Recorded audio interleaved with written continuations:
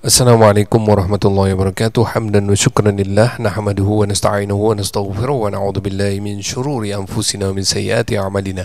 Man yahdihillahu fala mudilla lahu wa man yudlil fala hadiya lahu.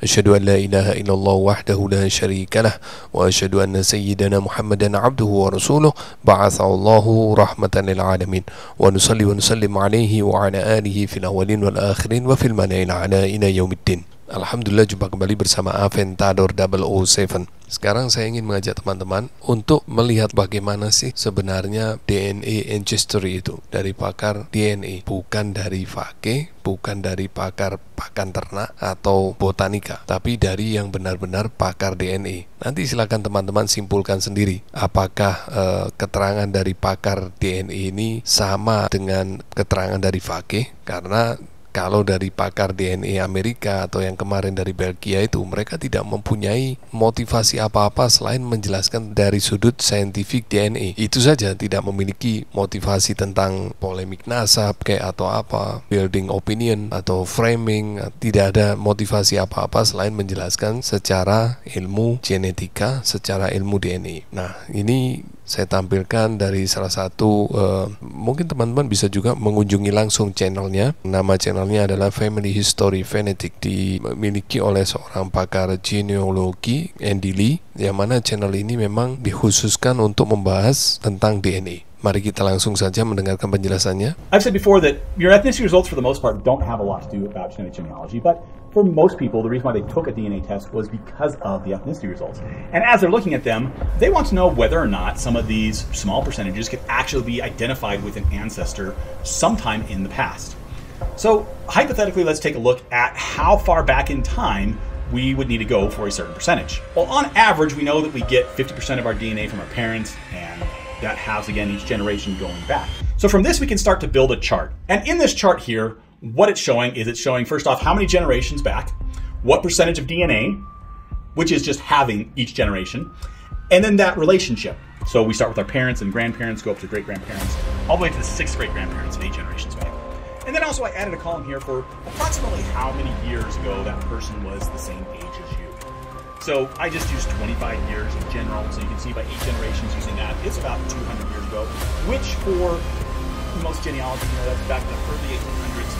A lot of records start to die off before that, so you might be able to find a nice paper trail back to the 6th great-grandparents, but it's unlikely that you're going to necessarily find a paper trail for your 7th or 8th or 9th or 10th great-grandparents after that. So looking at your results, you might have 2% Ashkenazi Jew. And looking at this table here, you might be thinking, okay, if I'm 2% Ashkenazi Jewish, well, then that probably fits in with about 4th great-grandparents, one 4th great-grandparent from 150 years ago. So we think we got 2 parents, we've got 4 grandparents, we've got 8 great-grandparents, 16 second grade, 32 third grade, and 64 4th grade. So we're saying that one of those 4th great-grandparents might have been Ashkenazi Jewish. Now, if this was the exact way that DNA was passed down, and if this was the exact way that ethnicity was recorded, then you might be pretty confident in start searching at that 4th generation, or sorry, that 6th generation level, your 4th great-grandparents, to find who that Ashkenazi Jewish ancestor might be. But there's a problem with this. And that problem comes up in a couple of different ways. So let's look at the first problem. And that problem here is that those percentages are not always exact. Now, we do get 50% of our DNA from our parents. That is true. But we don't get 25% of our DNA from each one of our grandparents. There's a range that we could get from each one of them. Now, each set of grandparents, of course, is going to add up to 50%. But for instance, I might have 22% from my grandfather, and I might then have 28% from my grandmother on one side. Now, that adds up to 50%, but neither one of those is 25%. So that range is about 20 to 30%. And then as we go down even further, we see that that range extends quite a bit. But on these green highlighted ones, you'll notice that those ranges start to overlap. So for instance, hey, between 3 and 7%, well, that's all 4th and 5th. And in fact, between 3 and 5%, well, that's going to include the number 6th generation as well. And if I just go down to 3 to 3.5%, well, I'm really looking at 4th, 5th, 6th, and 7th generation all could be in that little range. So for my example here, I had, let's say, 2% Ashkenazi Jewish. Well, that 2% could be this 5th generation, it could be this 6th generation, it could be the 7th generation, or it could be this 8th generation. So whereas before I was saying, I need to look at 4th great grandparents, well, now I need to look at 3rd great grandparents, of which there's 32 of them.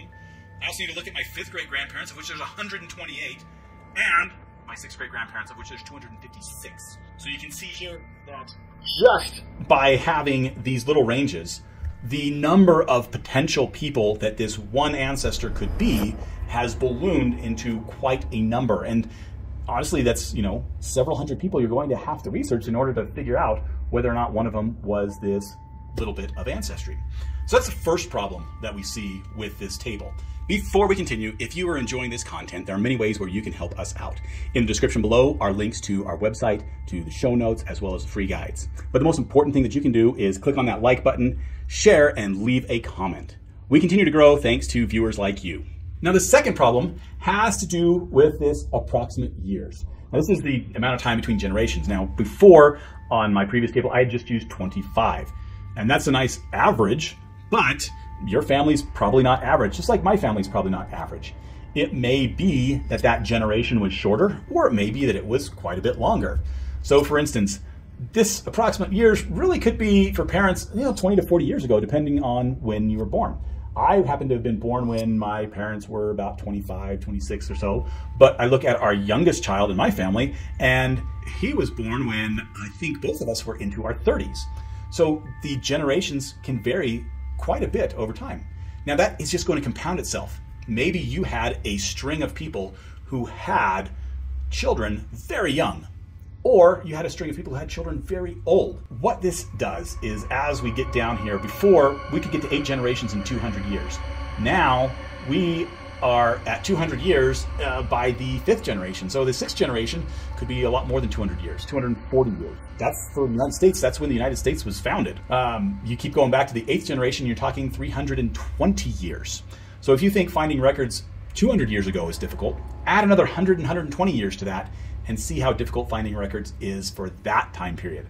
Now, I know in some places like my ancestors in the UK, because of the church records, there's church records back for 400 years or so, which is nice. However, one thing that you'll notice is as those records get older and older, there's less and less information on them. So for instance, 320 years ago would be 1700. So if we're looking at the 1600s to the early 1700s, a lot of those records only list a first name of the father, and sometimes not even a first name of the mother, and the first name of the child, and then a surname. Marriage records in many cases wouldn't even list the surname of the mother all the time.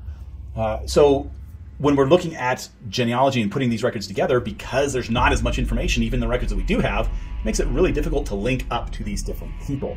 So that is the second big problem with this table. Basically, our first one is that those percentages are not exact, they're a range. And the second one is that those approximate years are not exact either, they're a range. And both of them complicate trying to do research onto an ancestor that is 5, 6, 7, 8 generations back. Now, the last thing that we have to be worried about is how those ethnicity percentages are calculated.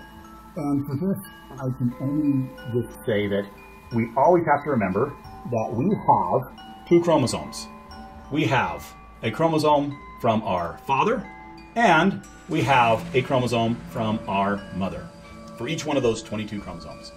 When we test, the testing companies don't know which letters go to which chromosome. They don't know which ones are for the paternal, they don't know which ones are for the maternal. So they're all mixed together. There's sometimes when we can take a look at pieces of our paternal and our maternal. So let's just say that, hey, if we just look at this little piece right here, because of the sequence of each of them, it might actually look like a slightly different ethnicity than what we had planned. In some cases, it might look like a very different ethnicity than what either one of them is by themselves.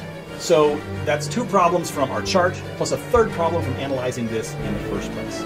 Which is why, for the most part, when you have your ethnicity results, many genetic genealogists will let you know, hey, certainly as you're starting out, don't worry about ethnicity percentages below 5%, in some cases below 2%, because there's these problems that you have to deal with in order to try to figure out whether that is a representation of your real heritage or if it is falling into one of these categories of problems and just not able to be resolved.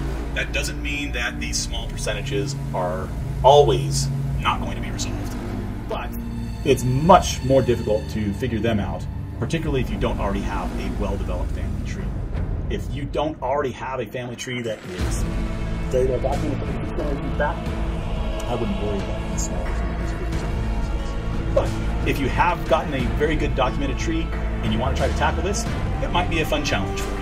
Ternyata tidak seperti yang diomongkan oleh Fakih dan ahli pakan ternak itu. Konten saya kemarin yang dari pakar DNA Belgia, keterangannya juga sama persis seperti keterangan dari pakar DNA Amerika ini, terutama untuk yang mengaku sebagai keturunan Rasulullah SAW. Tidak ada sampel pembandingnya. Yang ada sampel pembandingnya adalah dari orang yang dianggap nasabnya soheh, dia yang diambil sampelnya. Kemudian setiap orang yang mengaku sebagai keturunan Rasulullah, baik itu dari jalur Al-Hasani maupun Al-Husaini, mereka harus match dengan orang yang ini, yang diambil sampelnya. Jadi pembandingnya itu, dan dari situlah mereka lompat ke tahun sebelumnya. Seperti di tabel berikut ini, setelah 6 generasi, itu kemungkinan kita hanya mewarisi 0,2% sampai 5% DNA dari leluhur kita, dan makin ke bawah makin sedikit. Generasi ke-8 ya sekitar 0% sampai 2,7% aja, dan itu kalau diperkirakan tahunnya antara 160 sampai 320 tahun ke belakang, ya sekitar tahun 1700 Masehi lah. Itu DNA yang masih bisa kita warisi. Makin sedikit prosentase DNA yang kita warisi, tentu akan semakin menyulitkan analisa mengenai siapa leluhur kita berdasarkan analisa DNA. Katakan ini sebagai analisa karena sampel pembandingnya tidak ada, sehingga kesimpulan dari siapa leluhur, etnisitas dan lain-lain itu hanya berdasarkan analisa, bukan pembuktian saintifik. Jadi kesimpulannya bahwa memang untuk DNA ancestry ini memang setelah 7, 8, 9 generasi ke atas memang sulit sekali untuk disimpulkan siapa leluhur kita yang sebenarnya bila tidak ada sampel pembanding dari leluhur kita itu sendiri, sehingga data yang kita terima adalah hanya berdasarkan analisa saja, bukan berdasarkan pembuktian saintifik. Saya kira keterangan yang disampaikan oleh pakar DNA tadi sudah cukup jelas. Anda bisa kunjungi channelnya di Family History Fanatic. Ini channel yang memang spesialis membahas tentang DNA. Oke, itu yang bisa saya sampaikan pada kesempatan kali ini. Semoga bermanfaat. Wabillahi taufiq wal hidayah wal afu minkum. Wassalamualaikum warahmatullahi wabarakatuh.